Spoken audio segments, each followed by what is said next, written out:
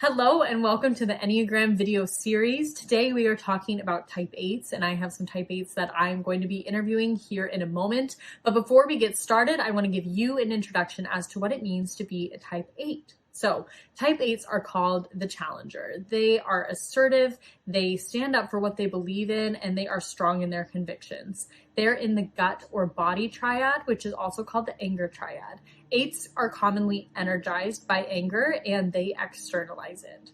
8s worry about other people controlling them or seeing them as weak. And so they're always trying to challenge others and prove their strength so that other people know that they are capable.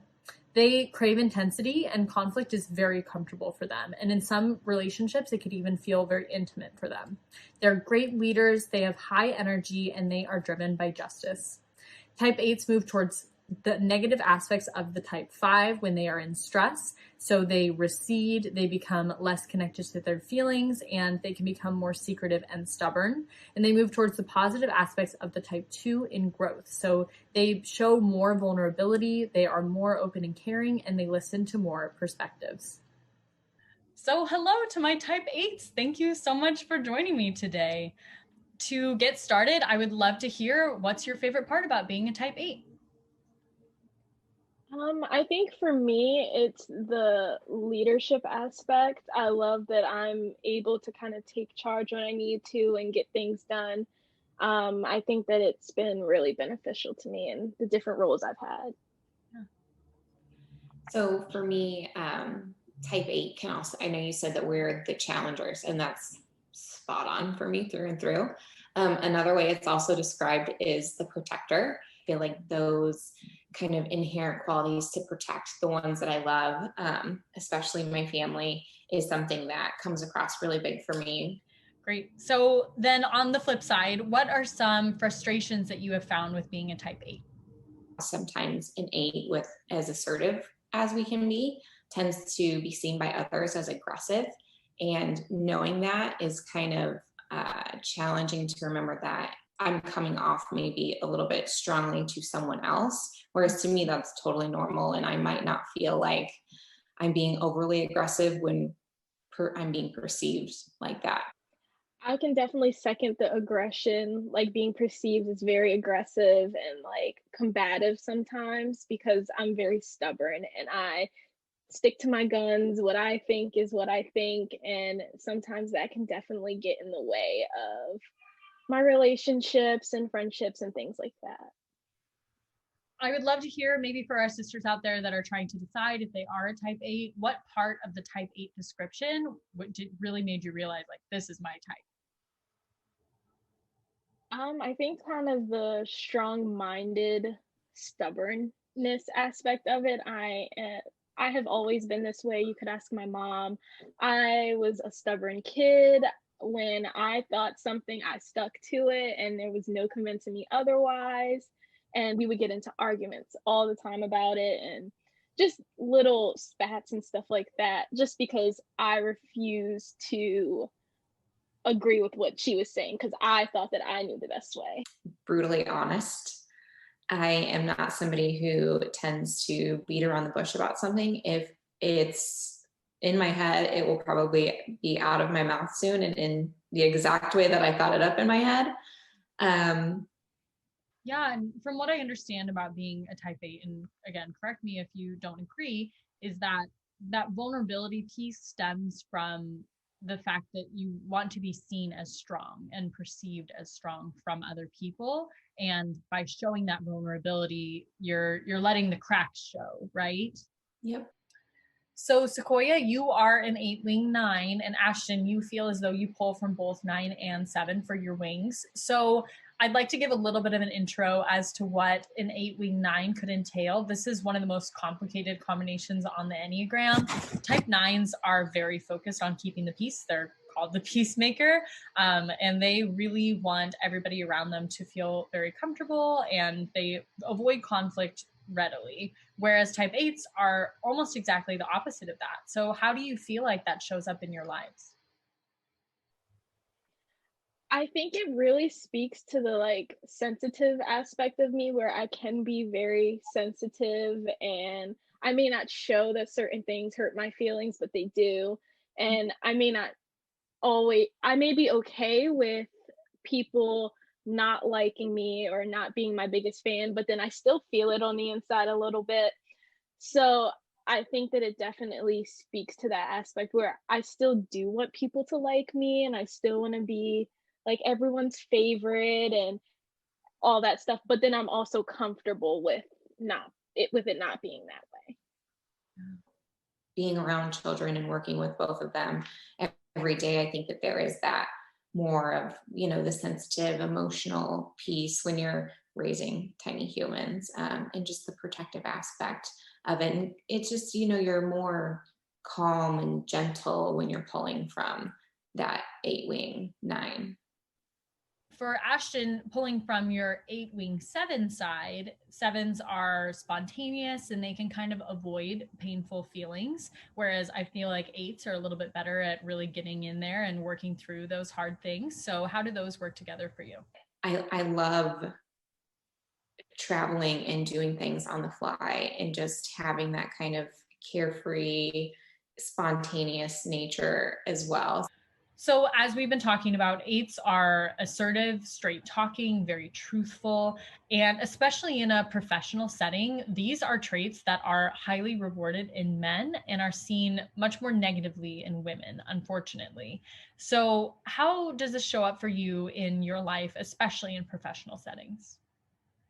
I have always been labeled as the bossy girl, and it was kind of a thing that the boys would say, oh, there she goes bossing us around again, or there she goes being loud again, and stuff like that. So, yeah.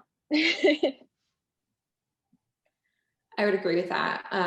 In place of the bossy word, another word that starts with B is often something that comes up as a woman when you are a type 8, because you are assertive and you know where you stand. So it's kind of hard to navigate that, but at the same time, you are who you are, and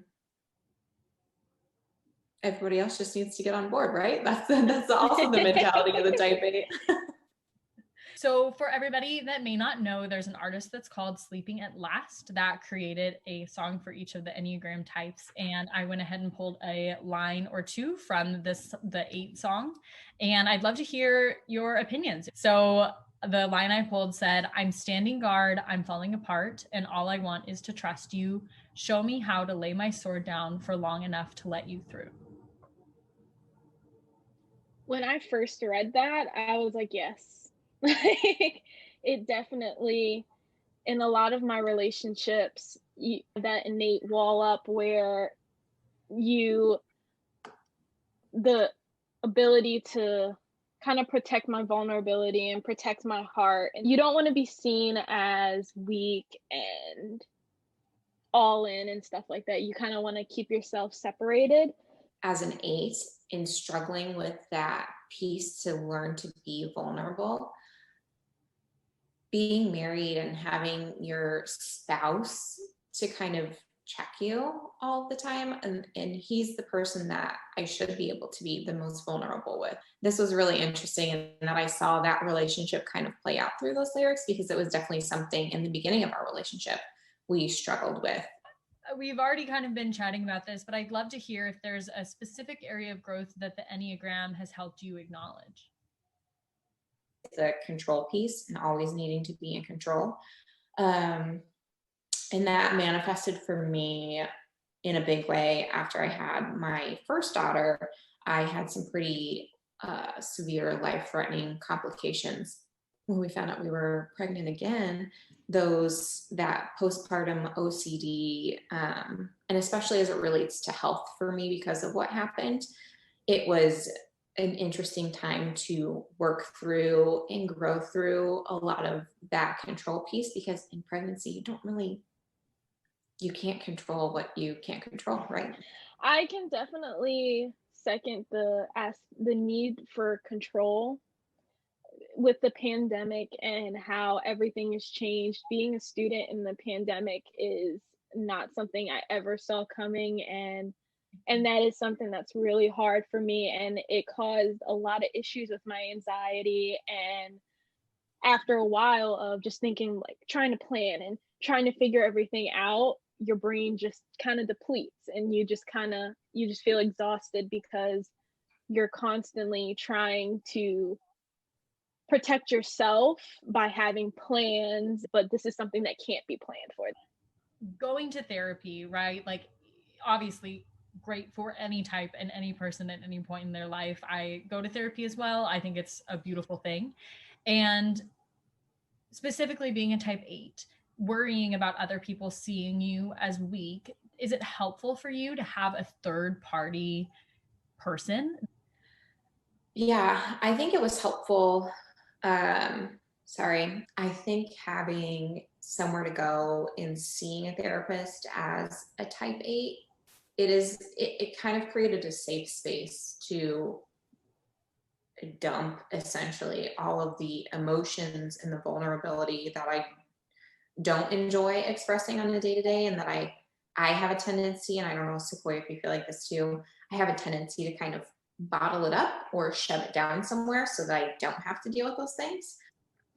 I have to say I am definitely an emotional shover. Like, in the worst sense of it, I will pack and pack and pack and pack and pack, because it's easier for me to pack it away than it is to deal with it and feel those feelings and just actually live through it. It's so much easier to just avoid it. You constantly feel like you need to keep up appearances with everyone else and keep up your guard with everyone else. So to have someone where you know that those weaknesses and emotions won't be seen by anybody else, they won't be taken and told to anybody else, is so helpful. And it has helped me through a lot of my anxious tendencies and stuff, for sure. Thank you for sharing that, both of you. I really appreciate the vulnerability. It's beautiful. Yeah. See, we're working on it. Growth. 8s sometimes can pick a fight or kind of poke at other people just to figure out what they're made of or check their allegiance to them. Do you feel like you do that? Yeah. Oh yeah.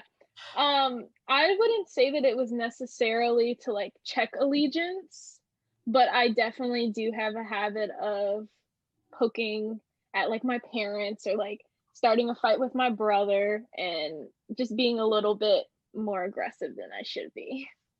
Yeah, I have a tendency to probably do that the most with my mother-in-law. And there's actually this book that my husband got that I've been keeping as well, because I'm just curious. It's called The Road Back to You. It's in the beginning of the book. It says, your Enneagram number is not like a note from your mother that you can hand the universe whenever you behave badly. Knowing your Enneagram number is more of a reason not to use the excuse that, well, that's just who I am and you have to live and deal with it. I know I'm an 8 through and through, but it doesn't give me an excuse when I want to behave badly. So last question. What is something that you wish other people knew about being a type 8, and how do you think that people can use that to be a better friend to you? I think for me is understanding that I still have feelings, and that I still want someone to be soft with me sometimes. I'm very confident and seeming like I just have control over everything. I really don't. And just acknowledging that, yes, she does still have feelings too in there, and stuff like that, I think is important for me. And for others to know that we come across as this really strong, confident person, and we definitely are, but that tendency to want to hide our vulnerability can make us really sensitive, and to just remember that, we're humans too. And for as hard-hearted as we seem on the outside, we're, a little soft on the inside too, a little squishy. Definitely. I am grateful for your time. I am grateful for your sisterhood. Thank you for being vulnerable and helping out all of our sisters out there understand type 8s. Thanks, Abby. Bye. Bye. Thank you so much for checking out this video in the Sigma Kappa Enneagram video series. If you want to learn more about the other types or about the Enneagram in general, make sure to check out the other videos. Bye!